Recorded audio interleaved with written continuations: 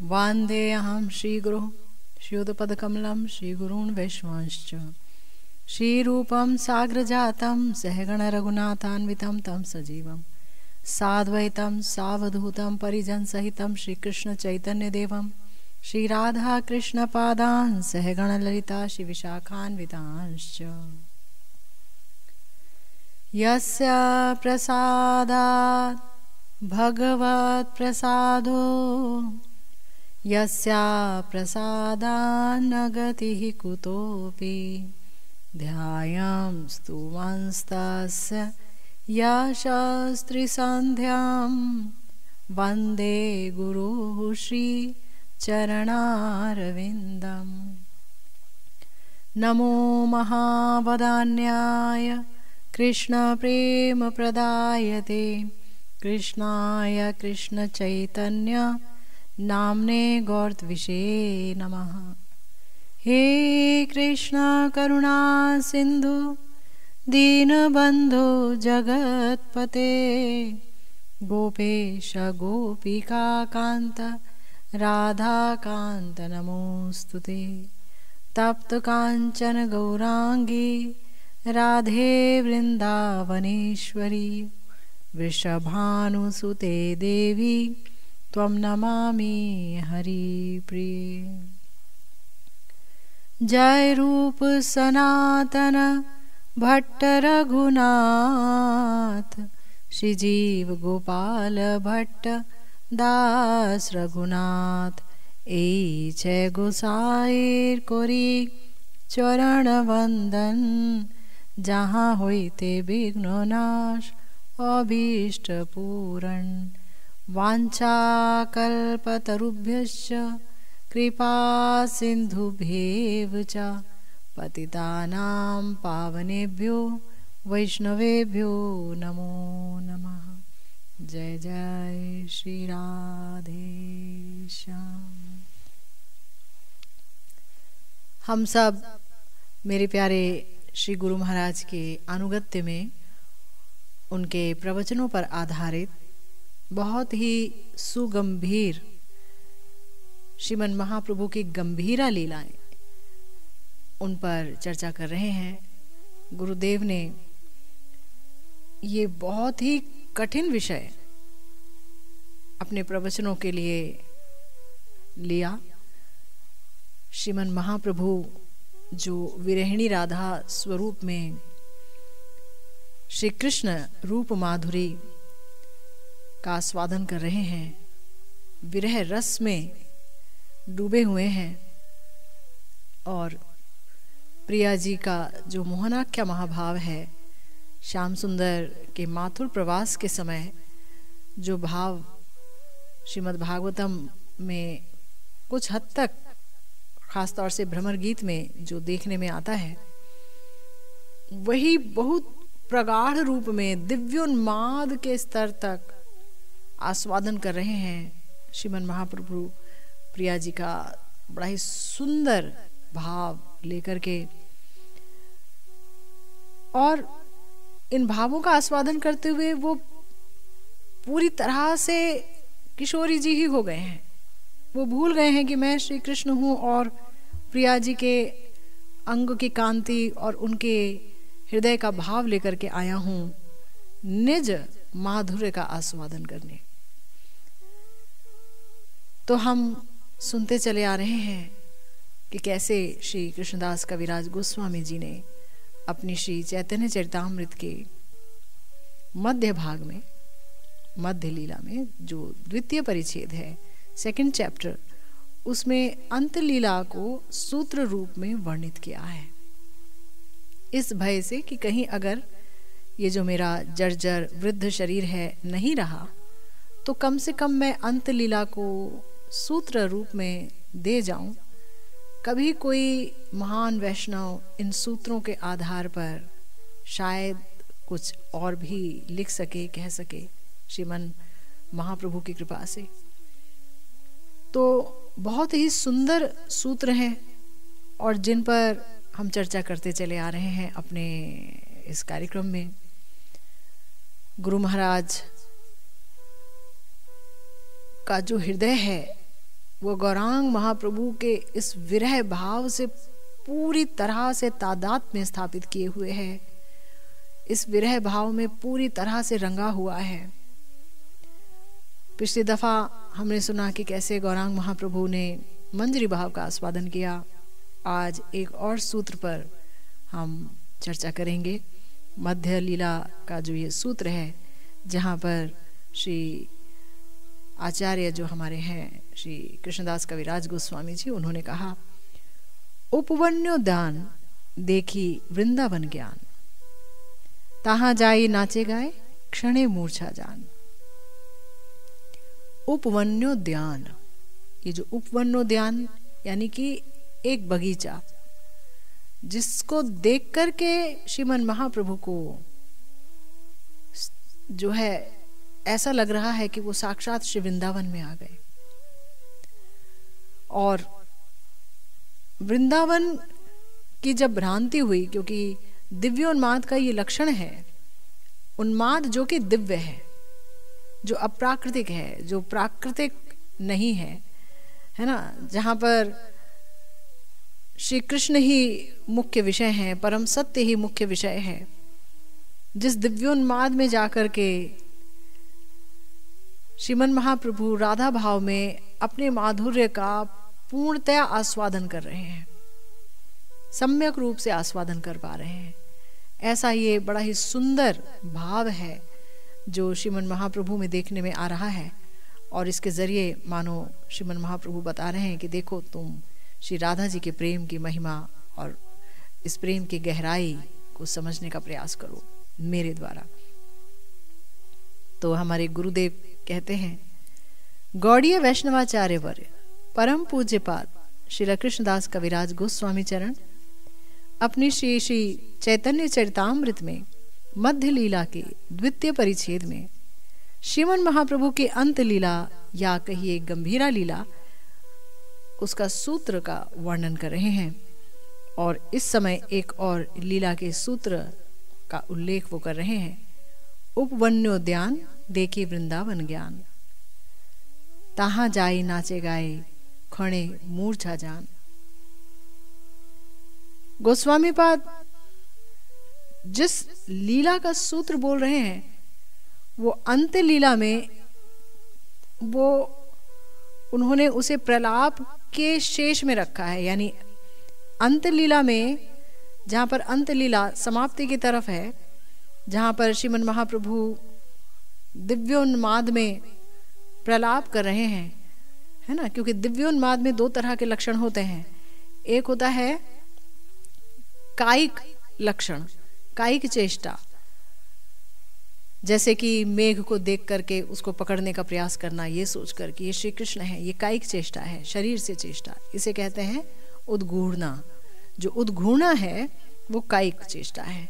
और जब मन पूरी तरह से उन्मादित हो जाता है, मन पूरी तरह श्री कृष्ण में तन्मय है, और उस समय ये सोच करके कि मेरे श्याम सुंदर, मेरे सर्वस्व इस समय मेरे पास नहीं है, कहाँ है वो, कहाँ जाऊं, कहाँ पाऊं, कोई तो उनका उपाय बता दे, मथुरा चले गए हैं। और इस तरह से सोच सोच के कभी ये देखना कि श्याम सुंदर पास में है, कभी ये देखना कि श्याम सुंदर बहुत दूर है, और कुछ भी कहते रहना, इसे कहते हैं प्रलाप, है ना, भ्रममयी चेष्टा, प्रलापमयी बात।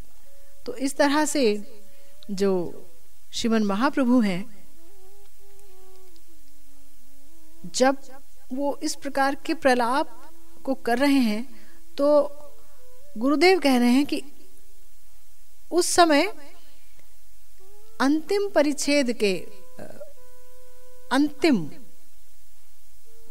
प्यारों में ये लीला वर्णित है, जिसका वर्णन श्री कृष्णदास कविराज गोस्वामी जी ने अपनी मध्य लीला के द्वितीय परिच्छेद में ही कर दिया, पहले ही कर दिया। गुरुदेव कह रहे हैं कि एक काले वैशाखेर पौर्णमासी दिने श्री चैतन्य चरितामृत के तृतीय यानी कि अंत लीला में 19वें परिच्छेद का ये जो श्लोक है, ये प्यार जो है, वो दिया गया है। एक काले वैशाखेर पौर्णमासी दिने रात्रि काले महाप्रभु चोलिला उद्याने। एक समय की बात है, वैशाख मास था और उस समय भी पूर्ण चंद्रमा उदित हुए थे, पौर्णमासी का दिन था। और देखिए, जो कृष्ण भक्त हैं उनके लिए तो चंद्रमा बहुत बड़ा उद्दीपन होता है। कृष्ण चंद्र, चंद्रवंशी कृष्ण चंद्र, उनकी याद दिलाने के लिए बहुत बड़ा उद्दीपन होता है। और उस समय तो पूरी तरह से पूर्णमासी की रात्रि थी, रास की रात भी याद आ जाती है। ऐसे में जो भक्त हैं और ख़ास तौर से श्री राधा जी के भाव से भावित जो गौरचंद्र हैं, वो तो पूरी तरह से हर छोटी चीज़ को देखते ही उद्दीपन के लिए, कि कोई भी चीज़, चाहे चटक पर्वत हो, चाहे वो समुद्र हो, चाहे वो मयूर पंख हो, कुछ भी देखते ही उनको श्री कृष्ण चंद्र की याद आ जाती थी। और श्री राधा जी का विरह भाव लेकर के जो छटपटाहट वो महसूस करते थे, जो दर्द वो महसूस करते थे, उसका अंदाज़ा हम नहीं लगा सकते। तो गुरुदेव कहते हैं, वैशाख मास की पूर्णिमा वसंत काल है। ये मधु माधव मास नाम से 2 मास के वसंत काल हैं। मधु मास यानी चैत्र मास और माधव मास यानी वैशाख मास। गुरुदेव कहते हैं कि पुरी धाम अगर आप जाइए तो आप देखेंगे कि वहाँ स्वाभाविक भाव से ही मौसम ऐसा है, ना बहुत गर्म और ना बहुत ठंडा। लगता है जैसे कि 12 मास वहाँ पर वसंत काल है ना।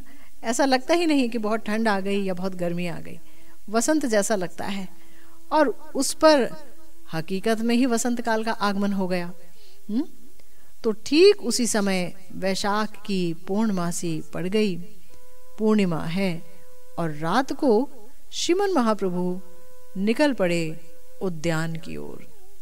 बहुत बड़ा बाग है, उस तरफ वो चल निकले। रात को वो उद्यान विहार के लिए चल निकले। तो कैसा उद्यान है वो?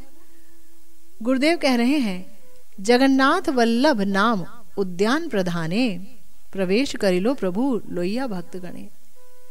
जगन्नाथ वल्लभ नाम का ये बहुत बड़ा बाग है, प्रधान उद्यान है, और श्रीमन महाप्रभु अपने भक्तों को लेकर के उसमें प्रवेश कर गए।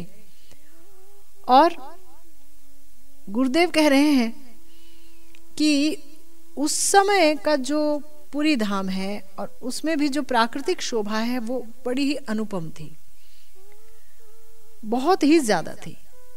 और ऐसा लगता था कि किसी भाव को लेकर के सब कुछ ठीक ठीक तरीके से सजाया गया है ना।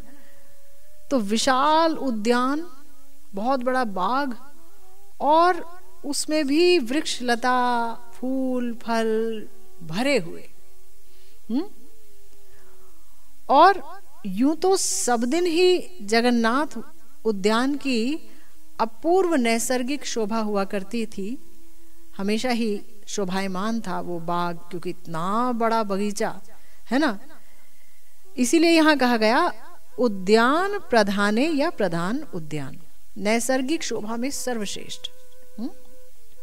तो भक्त गण के साथ श्रीमन महाप्रभु ने प्रवेश किया उस उद्यान में। श्रील कविराज गोस्वामी पाद ने उस उद्यान की शोभा का वर्णन अपने शब्दों में बहुत ही सुंदर तरीके से किया है। वो कहते हैं, प्रफुल्लित वृक्षवल्ली जैनो वृंदावन, शुक शारी पिक भृंग करे आलापन। यहाँ पर हमारे कविराज जी ने बता दिया कि इतनी सुंदर शोभा थी कि देखते ही लग रहा था कि मानो वृंदावन में हम चले आए हैं। वृंदावन की तरह लताएं पताएं वृक्ष सब हरे भरे थे, और शुक शारी पिक भृंग, मयूर बोल रहे थे, भंवरे गुंजार कर रहे थे, और कितनी तरह के पक्षी जो है उनके कलनाद से गूंजित था ये पूरा वन। तो इस तरह से उद्यान था, बड़ा ही स्वाभाविक सुंदरता थी वहां पर। और कैसी सुंदरता थी? गुरुदेव कहते हैं कि एक तो अपने आप में ही वो उद्यान बड़ा सुंदर था, ऊपर से जब वसंत का आगमन होता है तब आपको पता ही है, नए नए पत्ते, नए नए फूल, नए नए फल, इन सब से सुसज्जित हो जाते हैं वृक्ष, है ना। और ऐसा ही हो रहा था उस उद्यान में जिस समय श्रीमद् महाप्रभु ने वहां प्रवेश किया। गुरुदेव कहते हैं बड़ा ही नए नए चिकने चिकने पत्ते और पल्लवों से वहाँ की जो वृक्षवल्ली है, वहाँ की जो वृक्ष लताएं हैं वो सुशोभित थीं। और इन वृक्षों को देखकर, इन लताओं को देख करके ऐसा लग रहा था मानो वृंदावन में साक्षात कोई आ गया है, वृंदावन का उद्दीपन हो रहा था, बड़ा ही स्वाभाविक था। और इसके ऊपर से विभिन्न प्रकार के पक्षियों का कूजन था, कलरव था, तो बड़ा सुंदर लग रहा था। सोच के देखिए, ऐसा हरा भरा बाग, और वो भी वसंत ऋतु का जब आगमन होता है तो कितने तरह के पुष्प खिलते हैं, कितनी तरह की लताएं उन पेड़ों पर आश्रित रहती हैं, जो पेड़ जो है सुंदर तरीके से पल्लवित पुष्पित होते हैं। तो शोभा देखते ही बनती है। और ऊपर से विभिन्न प्रकार के सुंदर सुंदर पक्षियों की जो तान है, सुरीली तान, वो भी सुनाई देती है ऐसे समय में, है ना। तो गुरुदेव कह रहे हैं कि पुष्प गंध लैया बहे मलय पवन, गुरु होया तरु लताए शिखाए नर्तन। क्योंकि कहीं पर जो है मयूर केका केका केका की ध्वनि कर रहे हैं, कहीं पर कोयल कूक रही है, कहीं पर जो है तरह तरह के भंवरे गुंजार कर रहे हैं। और हवा कैसी है वहां पर? हवा है सुगंध भरी हवा, मलय पवन, यानी कि मानो चंदन की गंध उस हवा में भरी हुई है जो उस उद्यान में प्रवाहित है। तो ऐसी मधुर हवा चल रही है, शीतल ठंडी बयार, जो बहुत ही सुखद लग रही है। और तरुलता कैसे है? तरुलता उन हवाओं से, उस पवन के चलने से ऐसे संचालित हो रहे हैं, ऐसे डोल रहे हैं कि मानो वो लताओं को या कोमल कोमल जो अभी वृक्ष हैं, जो अभी बहुत ज़्यादा परिपक्व नहीं है, उनको सिखा रहे हो कि तुम भी हमारी तरह नाचो, है ना। गुरु होकर के नृत्य करना सिखा रहे हैं कि देखो देखो देखो, ये पर ब्रह्म की पराकाष्ठा श्रीमन महाप्रभु जो राधा कृष्ण एक आत्मा है, वो धीरे धीरे चले आ रहे हैं यहाँ पर, है ना। क्योंकि आपको बताया कि धाम जो है वो भगवान की तरह ही विभू तत्व है। तो जब श्रीमन महाप्रभु ने चटक पर्वत देखा और सोचा कि ये गोवर्धन है, तो वहां उन्होंने चटक पर्वत को नहीं, साक्षात गोवर्धन जी को ही देखा, है ना। ऐसे ही जब उन्होंने समुद्र को यमुना जी सोचा, तो उन्होंने वहां पर साक्षात यमुना जी के ही दर्शन पाए। और यहाँ भी सारा माहौल, सारा वातावरण ऐसा है कि बिल्कुल उद्दीपन हो रहा है कि श्री धाम वृंदावन में आगमन किया जा रहा है। तो गुरुदेव कह रहे हैं पुष्प गंध लेकर के मलय पवन बह रही है और दिग दिगांत को, यानी समस्त दिशाओं को पुलकित कर रही है अपनी सुगंध से। तो चूंकि कुसुम गंध को वहन करके मलय पवन बह रही है, इसलिए पवन का एक नाम है और उसका नाम है गंधवह, और इस गंधवह नाम को वो सार्थक कर रही है। गुरुदेव कह रहे हैं कभी कभी वृक्षलता बहुत ही खुशी से झूम रही है, हर्ष से झूम रही है, और कभी कभी कुछ ज्यादा ही तेज वो हिल रही है। रात में वृक्षलता और जो शाखा पल्लव हैं जितने भी, वो कुछ ज्यादा तेजी से आंदोलित हो रहे हैं। ऐसा लग रहा है कि ये वृक्षलताएं गुरु बन गई हैं कि आओ समस्त लताओं, आओ समस्त वृक्षों, आओ आओ हम तुम्हें नृत्य सिखाएं। कैसे नृत्य करना है? जब कोई महान व्यक्ति आता है तो हम देखते हैं ना समाज में भी कि उसका स्वागत गाने बजाने के साथ किया जाता है, नृत्य के साथ किया जाता है, ऐसी परंपरा रही है। तो मानो श्री राधा कृष्ण एक आत्मा, यानी राधा कृष्ण जो युगल हैं वो एक होकर के प्रेम वैचित्य भाव में मानो प्रिया जी अपने श्याम सुंदर के साथ चली आ रही हैं। लेकिन प्रेम वैचित्य भाव ऐसा है, बड़ा ही सुंदर भाव है, जहाँ पर प्रिया जी श्याम सुंदर के पास ही हैं, बिल्कुल उनके गोद में ही हैं, उनके अंक में ही हैं, किंतु वो इतनी ज्यादा तन्मय है श्याम सुंदर की लीलाओं में कि वो भूल ही गई कि वो कहाँ है, और वो हा कृष्ण कह के संज्ञा शून्य हो गई, बेहोश हो जाती हैं। तो ऐसा ही तो भाव है और ऐसी ही अवस्था है हमारे प्यारे श्री कृष्ण चैतन्य महाप्रभु की, जो कि श्री जी का भाव लेकर के विभोर हैं और भूल गए हैं कि वो कहाँ है। तो गुरुदेव कह रहे हैं वसंत काल में श्री वृंदावन में जब श्री राधा माधव का विहार होगा तो मानो उनके नृत्य में ताल दे देकर ये वृक्षवल्लवी भी नाचेंगी और अपने अभीष्ट श्री राधा माधव को आनंद प्रदान करेंगी। जब रास नृत्य होगा तो श्री राधा कृष्ण नृत्य करेंगे, उनकी जो सखियां हैं वो नृत्य करेंगी, तो साथ में उनके आनंद को और बढ़ाते हैं सारे वृक्षलताएं जो वृंदावन के हैं वो भी नृत्य करते हैं उसी ताल पर। क्योंकि याद रखिए वृंदावन में कोई भी चीज जड़ नहीं है, यहाँ सब चेतन है ना। तो हमारे गुरुदेव कह रहे हैं कि गुरु होइया तरु लताए शिखाए नर्तन, पूर्ण चंद्र चंद्रिकाए परम उज्ज्वल, तरुलता ज्योत्स्नाए करे झलमल। कैसा वातावरण है उस समय उस उद्यान का, क्योंकि पूर्णिमा की रात्रि है, पूर्ण चंद्र निकले हुए हैं और उन पूर्ण चंद्र की रोशनी से मानो पूरा उद्यान ज्योत्स्ना से युक्त है, उजाले से भर गया है, शीतलता से भर गया है, सौंदर्य से भर गया है। तो इसीलिए पूर्ण चंद्र चंद्रिकाए परम उज्ज्वल, तरुलता ज्योत्स्नाए करे झलमल। जितनी भी तरुलताएं हैं, वृक्षवल्लवी हैं, वो सब के सब उस चांदनी में एकदम झलमल झलमल चमक रही हैं।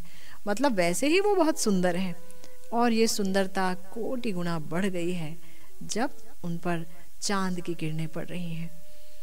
तो सारा जगत पूर्ण चंद्र के आलोक से आलोकित है और वृक्ष लताओं के अंग में जो है वो जब किरण पड़ रही हैं तो सारे पत्ते एकदम चिक चिक कर रहे हैं, यानी इतने ज्यादा झलमल कर रहे हैं उन किरणों में कि देखकर ही बहुत आकर्षित कर रहे हैं मन को। और इसीलिए ये जो जगन्नाथ वल्लभ उद्यान है वो ज्योत्स्ना के आलोक में पूरी तरह से जगमगा गया है।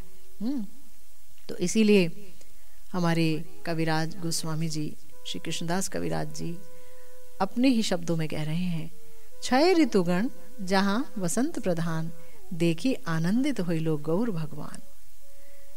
6 ऋतु हैं और उन 6 ऋतुओं का जो राजा है, जो प्रधान ऋतु है वो वसंत है, जब न ज्यादा गर्मी होती है न ज्यादा ठंड होती है और नए पुष्प, फल, फूल, है ना, नई पत्तियां, ये सब आ जाते हैं उद्यानों में। उद्यान जो है पूरा हरा भरा हो जाता है, वृंदावन हरा भरा हो जाते हैं और कहीं भी सूखापन नहीं मिलता है।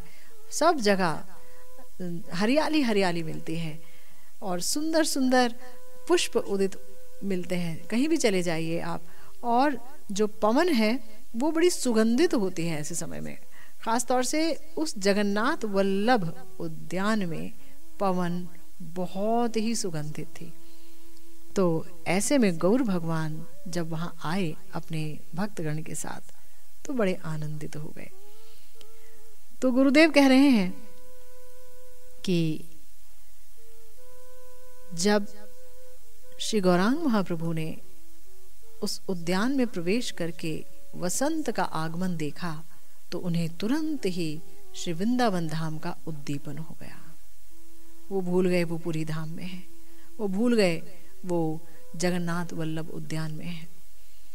गुरुदेव कह रहे हैं, देखिए वृंदावन नाम सुनने का अभी उपाय नहीं है। वृंदावन नाम सुनने तक का उपाय नहीं है श्रीमन महाप्रभु के पास। अभी तो देखते ही उनकी अवस्था बिल्कुल अलग हो गई। और अन्य देश में क्या होता है, अन्य देशे प्रेम उछले प्रभु वृंदावन नामे, है ना। और अन्य देशों यदि, यानी अन्य देश में भी यदि वो वृंदावन का नाम सुनते हैं, यानी कि इस समय पूरी धाम में है और पूरी धाम में तो उन्होंने वृंदावन का अभी नाम नहीं सुना, उन्होंने देख ही लिया है कि सारा वातावरण जो है वो वृंदावन का स्मरण दिला रहा है। और अगर नाम मात्र सुन ले, कहीं कोई व्यक्ति कोई राहगीर बोल दे वृंदावन, तो श्री चैतन्य महाप्रभु जो कि श्री राधा जी के भाव में पूरी तरह से विरह में है, उनका जो कृष्ण प्रेम है वो इतना उच्छलित हो जाता है जिसके बारे में सोचा नहीं जा सकता, है ना। तो अभी क्या हुआ, इस समय गुरुदेव कह रहे हैं कि वृंदावन का उद्दीपन चाहे कुछ हो चाहे ना हो, उस समय वहां पर कोई उद्यान हो ना हो, बाग हो ना हो, कोई पर्वत हो ना हो, कोई समुद्र हो ना हो, बस नाम मात्र सुनने से ही श्रीमन महाप्रभु बहुत ज्यादा भावुक हो जाते हैं श्री वृंदावन को लेकर के। और अभी तो इस समय इस उद्यान में है जहां पर श्री वृंदावन धाम की शोभा मूर्तिमान है। पूरी तरह से लग रहा है श्रीमन महाप्रभु को कि मैं श्री वृंदावन आ गई, क्योंकि राधा जी के भाव में है। और इस समय विशाल उद्दीपन हो रहा है।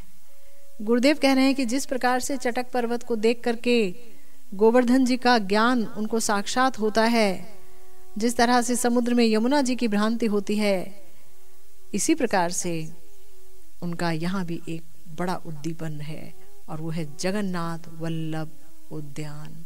ये उद्दीपन का स्थान है। गुरुदेव कह रहे हैं वृंदावन में वसंत ऋतु विरहिणी श्री राधा रानी जो है वो बहुत ही दुखी हैं, क्योंकि जो वसंत ऋतु है वो विरहिणी श्री राधा रानी के पक्ष में ऐसा वृंदावन, वसंत ऋतु से युक्त वृंदावन, वो बड़ा ही दुर्लभ है। क्योंकि श्याम सुंदर जा चुके हैं मथुरा, अक्रूर जी आए और रथ पर बिठा करके श्याम सुंदर को ले गए। हालांकि हमने कई बार इस पर जिक्र किया है विस्तार से कि जो ब्रजेंद्र नंदन है वो कभी भी वृंदावन को छोड़कर नहीं जाते हैं, परंतु स्वजन प्रेम विवर्धन चतुर शिरोमणि, यानी अपने ही लोगों के प्रेम को बढ़ाने में बड़े ही चतुर हैं श्री कृष्ण। इसीलिए उन्होंने ऐसा अभिनय किया कि मैं चला गया, परंतु वहीं वो कहीं छुप करके गोपियों की बढ़ी हुई उत्कंठा और बढ़े हुए प्रेम का आस्वादन कर रहे हैं।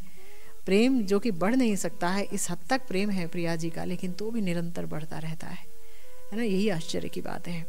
तो उसका आस्वादन कर रहे हैं।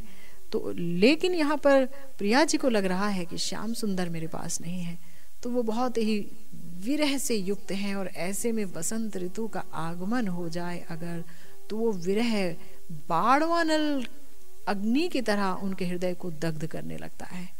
समुद्र के अंदर जो अग्नि पैदा होती है ना, पानी और अग्नि दोनों का वैर है, लेकिन समुद्र के अंदर जो आग पैदा होती है उसे कहते हैं बाणवानल अग्नि। तो वो जो अग्नि है वो इस तरह से दग्ध करती है कि उससे बचने का कोई उपाय नहीं होता। कहाँ जाकर व्यक्ति शीतलता पाए, क्योंकि पानी में ही शीतलता होती है और पानी में ही आग लग रही है। तो ये अवस्था है श्री जी की। तो विद्यापति ठाकुर जी लिखते हैं, प्रिया जी के भाव को मानो वो दर्शाते हैं, क्योंकि हमारे जो महाजनों ने बहुत अच्छी तरह से जाना है किशोरी जी के भाव को, उनके हृदय को, और हम भी अपने दम पर तो किशोरी जी के भाव को जान नहीं सकते हैं। महाजनों की वाणियों का हमें अवलंबन लेना होगा। विद्यापति जी, चंडीदास ठाकुर जी, ये सब तो बहुत पहले से ही हैं, श्रीमन महाप्रभु के आगमन से बहुत पहले के कवि हैं, और इनकी जो पद हैं उनको बहुत ही चाव से सुना करते थे श्री चैतन्य महाप्रभु, स्वरूप दामोदर जी और श्री रामानंद राय जी के कंठ से। तो विद्यापति जी बहुत सुंदर पद लिख रहे हैं प्रिया जी के भाव को दर्शाते हुए।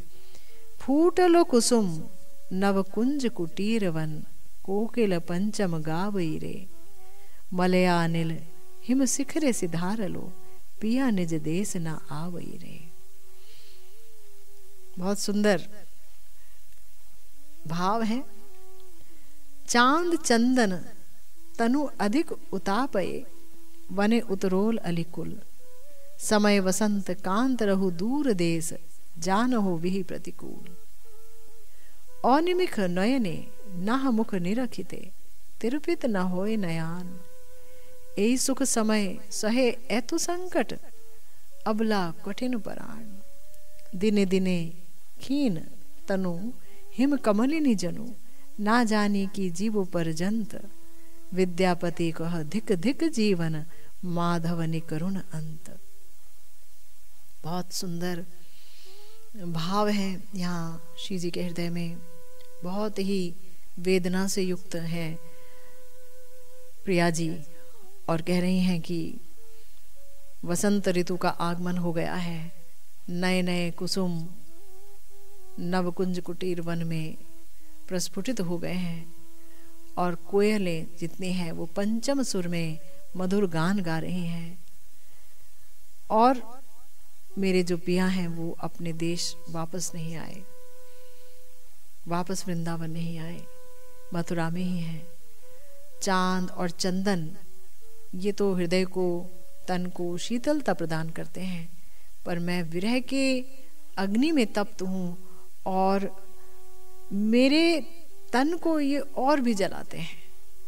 चंद्रमा की किरणें जो शीतलता प्रदान करती हैं वो तो मुझको जला देती हैं, और जो चंदन है वो तो मुझे और भी जलाता है।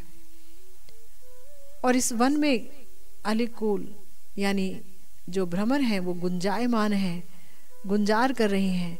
इतना इतना सुंदर है वसंत का ये वातावरण, और ऐसे समय में मेरे जो कांत हैं वो बहुत दूर हैं।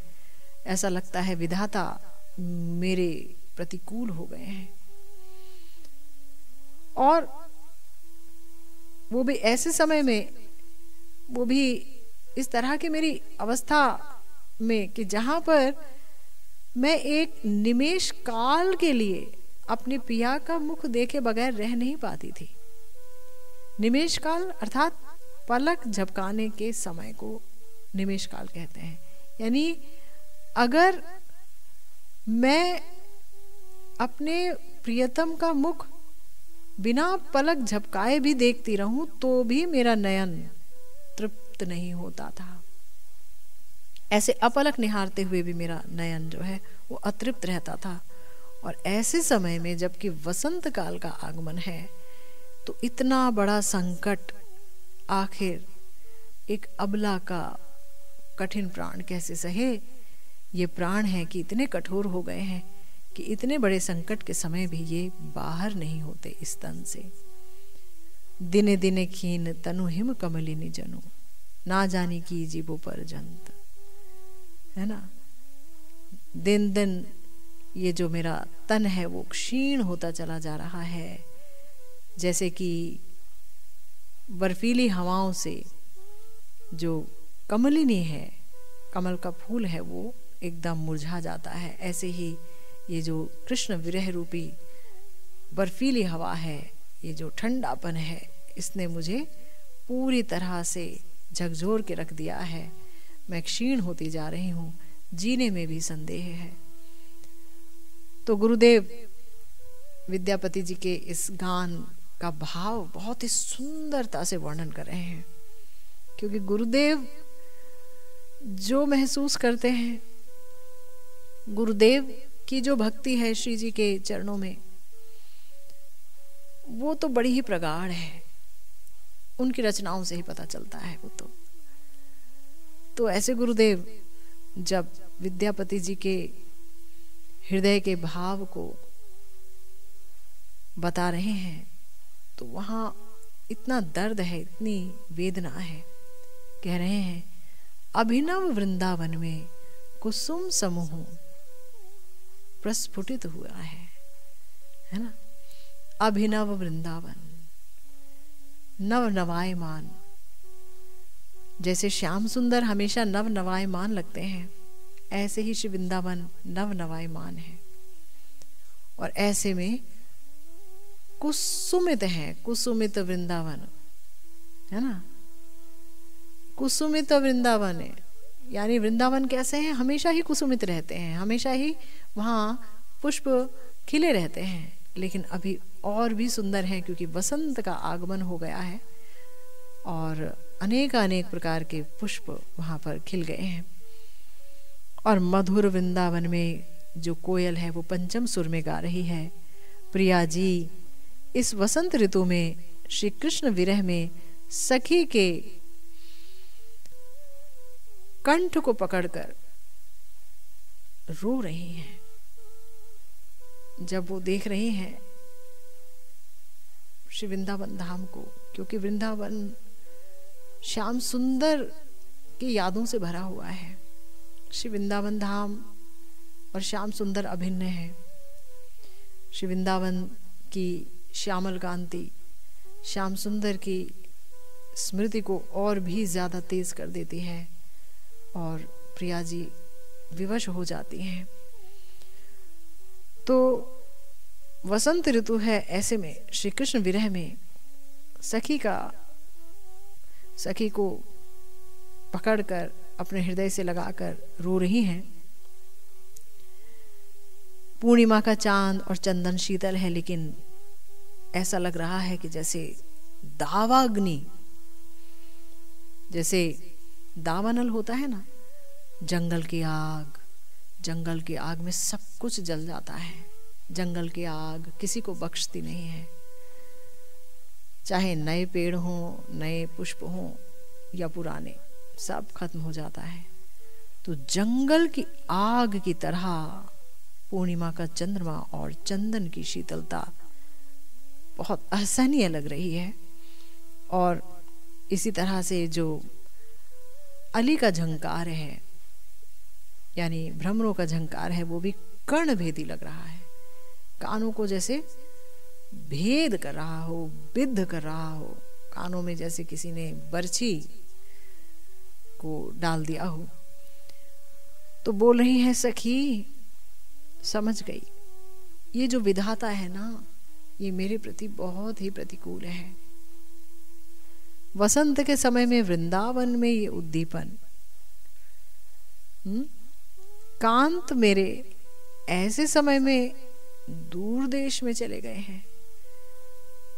वृंदावन की ये जो नैसर्गिक सुंदरता और ये भी बहुत वृद्धिमान को प्राप्त हो रही है, बहुत बढ़ रही है वसंत के आगमन से। और ऐसे में जो है मेरे पिया बहुत दूर है। गुरुदेव कहते हैं बहुत ही मर्म वेदना की बात है ये। गुरुदेव कहते हैं सिर्फ वसंत ही क्यों, वसंत ही क्यों, और वसंत में ऐसा उद्दीपन ही क्यों। जब मिलन की भूमि थी तब की बात जो है सखी कह रही हैं, है ना। क्या कह रही हैं कि इस कुंज कुटीर में, सखी से बता रही हैं कि इस कुंज कुटीर में मिलन के समय मैं अपने प्रियतम के मुख को निर्निमेष आंखों से देखती थी, अपलक निहारती रहती थी इसी कुंज कुटीर में। जो इतना सुंदर दिख रहा है आज, लेकिन यहाँ पर श्री कृष्ण नहीं है तो इतनी सुंदरता भी किस काम की। पर मैं उनको ऐसे ही देखा करती थी बिना पलक झपकाए, लेकिन तो भी मेरे नयन तृप्त नहीं हुआ करते थे। यानी कि तब भी लगता था कि श्री कृष्ण पास हैं और आंखें अगर झपका लूंगी तो कहीं दूर न चले जाएं, तो पलकों का गिरना बहुत बड़ी बाधा हुआ करती थी। ऐसे में आज ना जाने कब से श्री कृष्ण दूर हैं। ऐसे में प्रिया जी की विरह वेदना को समझ पाना बड़ा ही कठिन है। कितना विरह और कितना असहनीय विरह है। तो गुरुदेव कह रहे हैं प्रिया जी के हृदय में ये महापिपासामय महाभाव है। ये प्रेम की किसी शुरुआती अवस्था की बात नहीं है, ये महापिपासामय महाभाव है। किशोरी जी का स्वरूप बना ही महाभाव से है। महाभाव का अर्थ ही यही है कि जहां नयन कभी तृप्त नहीं हो सकते, जहां कान कभी तृप्त नहीं हो सकते कृष्ण कथा सुनते सुनते, जहां वचन कभी तृप्त नहीं हो सकते कृष्ण कथा कहते कहते, जहां स्वसुख की कोई वासना नहीं है, श्री कृष्ण के सुख के लिए ही समस्त उपादान है। अंग प्रत्यंग मन सब कुछ श्री कृष्ण के सुख के लिए ही समर्पित है। निज सुख का वहां गंध मात्र भी नहीं है। यही महाभाव की सबसे बड़ी विशेषता है। निरुपाधिक प्रेम, निरुपाधिक प्रेम गोपियों का है, निरुपाधिक प्रेम। तो महाभाव की जो प्रकृति है वो प्रकृति ही यही है कि वहां असीम तृष्णा है, और इसीलिए श्री कृष्ण मधुरिमा का जो आस्वादन है वो भी असीम है। असीम तृष्णा से ही असीम आस्वादन की प्राप्ति होती है, और असीम आस्वादन तृष्णा को शांत कर दे ऐसा नहीं होता है। इस जगत में ऐसा होता है कि जो भूख है और जो खाना है वो एक दूसरे के दुश्मन है। भूख लगी, हमने कुछ खाया तो भूख मर गई, और जब भूख मर गई तो और कुछ खाने की तृष्णा भी मर गई, यानी दोनों ही का महत्व समाप्त हो गया। लेकिन महाभावमयी किशोरी जी का प्रेम ऐसा नहीं है। वहां पर जितना प्यास है उस प्यास के अनुसार उतनी ही आस्वादन है, और उस आस्वादन के अनुसार प्यास मिट जाए कि इतना आपने आस्वादन ले लिया। एई प्रेम द्वारे राधिका एकली अमार माधुर्य अमृत आस्वादे सकली, यानी इतना बड़ा प्रेम है। आप प्रेम की सिंधु हैं, आप प्रेम की अधिष्ठात्री देवी हैं, तब तो आपने पूर्णतम आस्वादन ले लिया श्री कृष्ण का। तो कह रहे हैं नहीं, इतनी पिपासा है, इतनी पिपासा है कि आस्वादन पूर्णता नहीं, आस्वादन में पूर्णता नहीं आई। क्यों नहीं आया पूर्णता? क्योंकि ये जो पूर्णता है ना, ये ब्रज देवियों के प्रेम में कभी भी उपलब्धि नहीं हो सकती। आस्वादन की पूर्णता वो हमेशा ही तृष्णा से युक्त रहती हैं, हमेशा ही। तो गुरुदेव कह रहे हैं कि बेशक किशोरी जी का जो प्रेम है वो महापिपासामय है, और इसी पिपासामय प्रेम के आगे, उस प्रेम के सानिध्य में, प्रिया जी के सानिध्य में ही श्री कृष्ण जो अनंत सुंदर हैं, जो अनंत मधुर हैं, जिनकी मधुरता के बढ़ने की और संभावना नहीं है क्योंकि पराकाष्ठा को प्राप्त है, लेकिन वो क्षण क्षण में नव नवायमान होती रहती है इस प्रेम के आगे। प्रेम भी क्षण क्षण में नव नवायमान होता रहता है और बढ़ता रहता है, और यहाँ पर श्याम सुंदर की जो मधुरिमा है उसका भी कहीं अंत नहीं होता, वो बढ़ती चली जाती है इस प्रेम रूपी सत दर्पण के आगे। तो इसीलिए निर्निमेष नयनों से देख रही हैं किशोरी जी, क्योंकि निमेष को तो ये लोग अभिशाप दे देती हैं। निमेष यानी पलकों को अभिशाप दे देती हैं कि पलक तुम बाधा पैदा कर देते हो श्री कृष्ण के दर्शन में। तो बहुत ही सुंदर चर्चा है, और प्रिया जी का ये प्रेम किस प्रकार का है, ये तो हम क्या बता पाएंगे या क्या हम जान ही पाएंगे, क्षुद्र कीट कीटाणु जीव। लेकिन गुरुदेव के चरण कमलों का आश्रय लिया है तो उनके सानिध्य में, उनके अनुगत्य में वो जितना जनाएंगे हम ज़रूर जान पाएंगे, ऐसी उम्मीद है। और इसी के साथ ही भागवती कथा जो आज की है वो यहीं विश्राम लेती है। जय जय श्री राधे श्याम, श्री गुरु निताई गौर सीतानाथ प्रेमानंदे हरि।